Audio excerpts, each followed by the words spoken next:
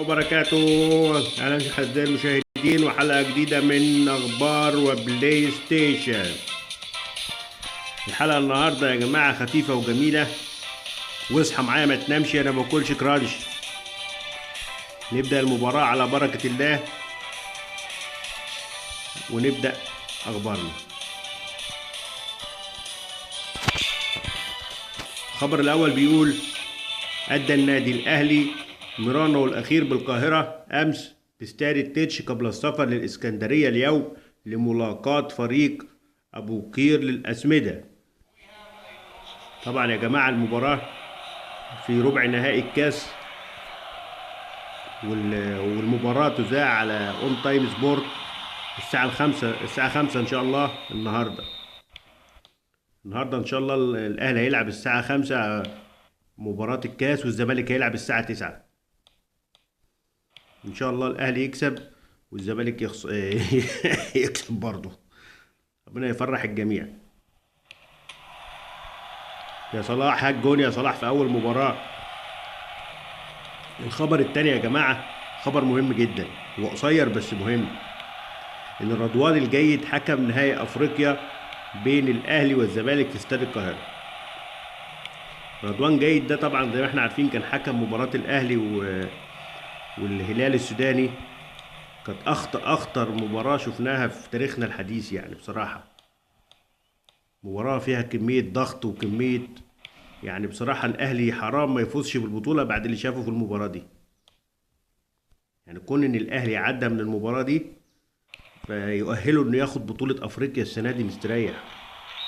ده صعبة جدا.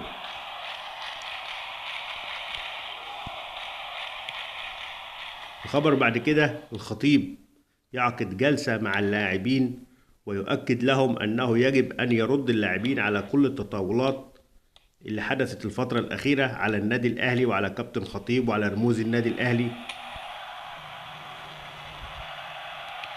طبعا النادي الأهلي بيرد في الملعب يا جماعة.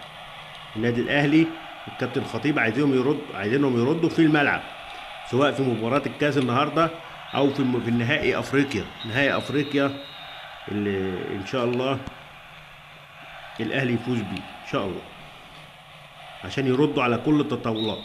ده احنا القرن وانتوا القرن، واحنا نهائي القرن، واحنا البطل القرن الحقيقي. المباراة دي يا جماعة هتخرس الألسنة.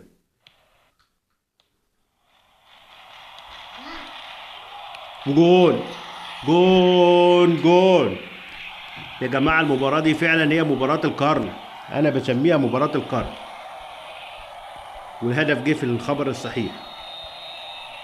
صفقات الاهلي الجديده تشارك في كاس مصر بدايه من مباراه الاتحاد يا جماعه.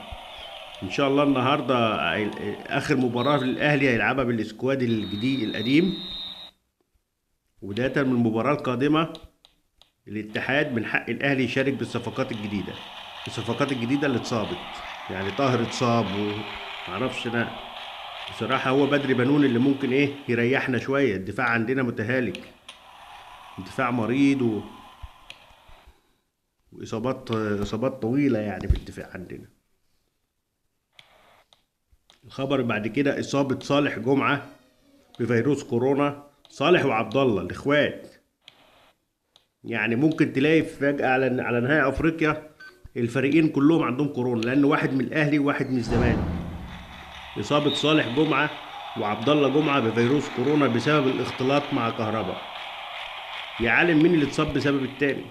كهربا اتصاب بسبب صالح ولا صالح اتصاب بسبب كهربا؟ يا عالم، ربنا يستر. بس لعيبه الاهلي سليمه يا جماعه، عملوا مسحه النهارده عشان المباراه، واللعيبه سليمه ان شاء الله يعني. وطبعا هيدخلوا معسكر مغلق بعد المباراه استعدادا للنهائي على طول، مفيش لا هنا ولا هناك. وقذيفه مدويه، يا سلام عليك. يلا يلا يلا يلا يلا شوط يا راجل شوط. شيكابالا المرحوم. اخر خبر معانا النهارده: عرض فرنسي لضم سنغالي اليو بادجي والذي رحب بالعرض اللخبطي في اللعب بأوروبا.